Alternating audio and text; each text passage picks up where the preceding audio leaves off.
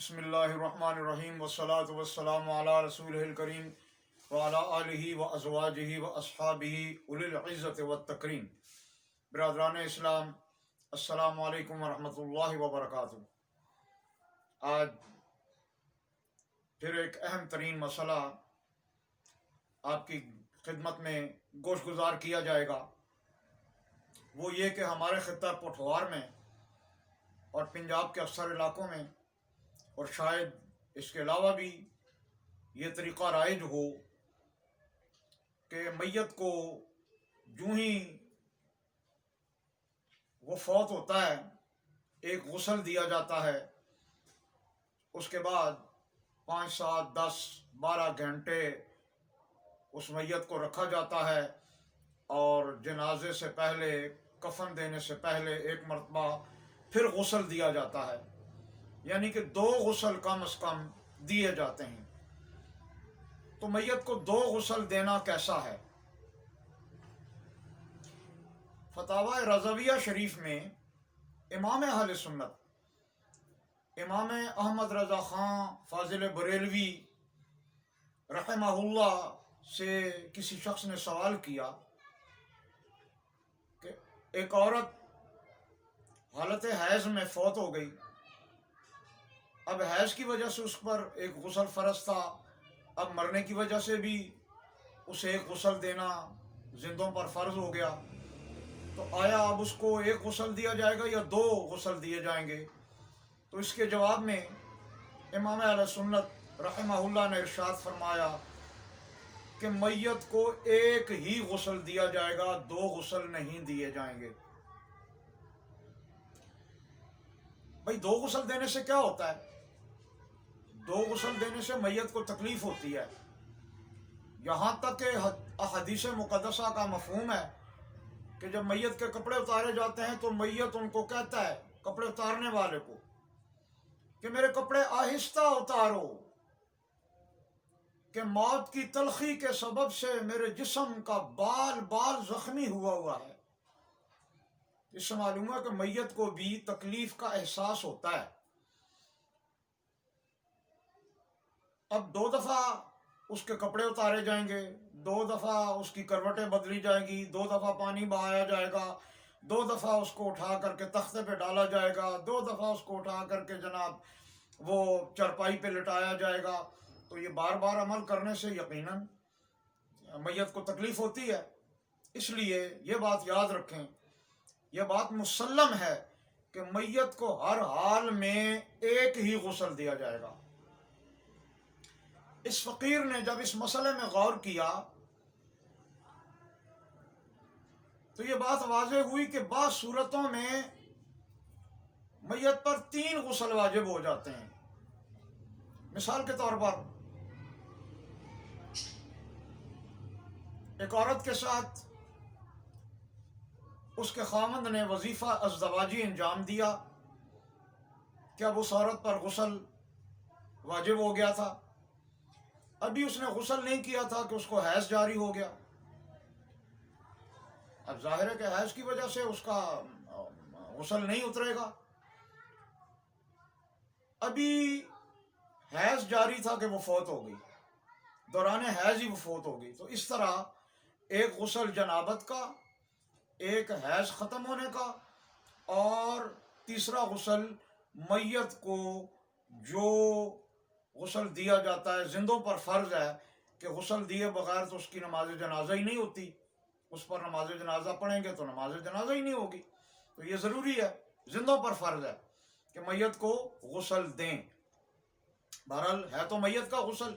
تو اس طرح 3 غسل اکٹھے ہو گئے، لیکن ان سب کو ایک ہی کے قائم مقام کر کے بس اس کو ایک غسل دے دیا جائے گا، اور غسل دینے کے فوراً بعد مناسب یہی ہے کہ میت کو کفن بھی پہنا دیا جائے۔ اب بہت سارے لوگ کہتے ہیں جناب کہ آنسو گرتے ہیں کفن پر، لوگ روتے ہیں، تو آنسو کی وجہ سے کفن جو ہے تو وہ خراب ہو جاتا ہے۔ تو یہ بات یاد رکھیں، رونے کی وجہ سے جو آنکھ سے آنسو نکلتا ہے وہ ناپاک نہیں ہوتا، لہٰذا وہ غسل کو بھی ناپاک نہیں کرے گا۔ ہاں اگر کسی کی آنکھ میں کوئی مرض ہو، آنکھ دکھ رہی ہو، تو دکھنے کی وجہ سے یعنی یہ اس کا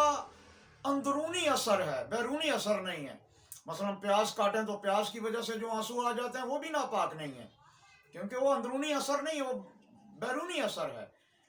اندرونی بیماری کے سبب سے نہیں ہے۔ تو بہرحال آنسو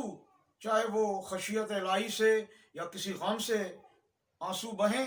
آنسو بہرحال پاک ہیں، ناپاک نہیں ہیں۔ نہ تو ان سے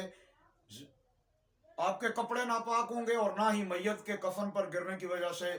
میت کے کفن کو کوئی فرق پڑے گا، اور نہ ہی اس کے جسم پر لگنے سے غسل میں کوئی فرق پڑے گا۔ اور میرے ایک شاگرد تھے، جب میں نے ان کو یہ مسئلہ بتایا تو مسئلہ بتانے کے بعد وہ ایک میت کے غسل میں شریک ہوئے، تو انہوں نے ورثاء سے کہا کہ بس ایک غسل ہی کافی، اب ان کو کفن پہنا دیں۔ تو ورثاء نے جواب دیا کہ اگر غسل دینے اور کفن دینے کے بعد میت کے جسم میں سے کچھ نکل آیا تو پھر کیا ہوگا؟ تو میرے شاگرد جو ہے وہ بڑے سمجھدار تھے، تو انہوں نے کہا کہ اگر دوسری مرتبہ غسل دینے کے بعد اور کفن دینے کے بعد پھر کچھ نکل آیا تو کیا پھر تیسری مرتبہ غسل دو گے، تیسری مرتبہ کفن دو گے؟ تو یہ کتابوں میں مسئلہ لکھا ہوا ہے، فقہ کی ہر کتاب میں یہ مسئلہ ہے کہ میت کے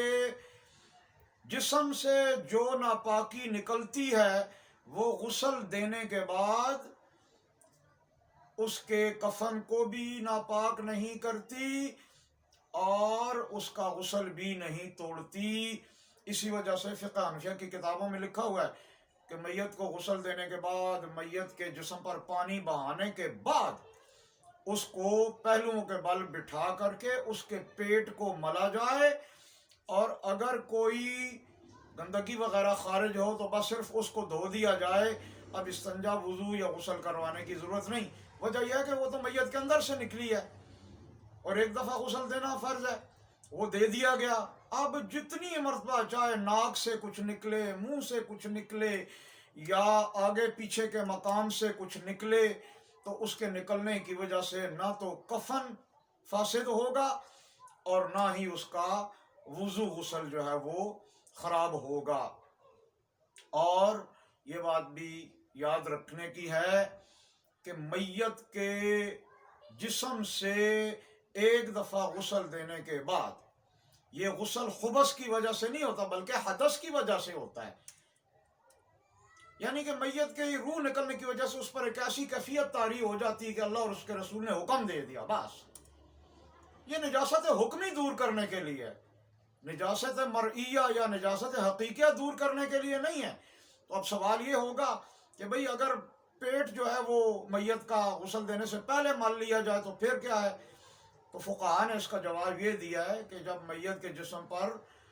آپ نیم گرم پانی بہائیں گے تو پانی کے بہنے کی وجہ سے پیٹ نرم ہو جائے گا،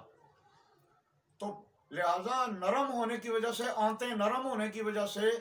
یہ اس بات کا احتمال ہے کہ کچھ نکل آئے، تو حد درجے گندگی سے بچنے کے لیے اس کے پیٹ کو مل کر کے کفن دینے سے پہلے جو ہے تو وہ اس کو صاف کر دیا جائے تو یہ زیادہ بہتر ہے۔ لیکن اگر کفن دینے کے بعد بھی کچھ نکل آیا تو اس سے کچھ فرق نہیں پڑتا۔ یہ چند باتیں میت کو دو غسل دینے کے بارے میں جو ہمارے ہاں ایک بدعت رائج ہے، اس سلسلہ میں نے آپ کے گوش گزار کر دیں۔ میرے خاندان میں بحمد اللہ تعالی جو بھی کوئی فوتگی ہو جائے، جہاں تک میرا بس چلتا ہے میں کوشش کرتا ہوں کہ بس میت کو ایک ہی غسل دیا جائے اور اس کے فوراً بعد اس کو کفن دے دیا جائے، اور اس کے بعد بہت زیادہ دیر تو ویسے ہی شرعاً جو ہے تو رکنا نہیں چاہیے، لیکن اگر کوئی مجبوری ہو اور کوئی ایسے حالات ہوں کہ میت کو تھوڑی دیر کے لیے رکھنا ہے تو رکھ بھی دیں تو کوئی مسئلہ نہیں۔ آنسوؤں کی وجہ سے یا میت کے جسم سے کچھ نکلنے کی وجہ سے نہ میت کا کفن فاسد ہوتا ہے اور نہ ہی میت کا غسل فاسد ہوتا ہے۔ تو اللہ تعالیٰ سمجھنے کی توفیق عطا فرمائے۔ وآخر دعوانا ان الحمد للہ رب العالمین وما توفیقی الا باللہ العلی العظیم۔ والسلام علیکم ورحمۃ اللہ وبرکاتہ.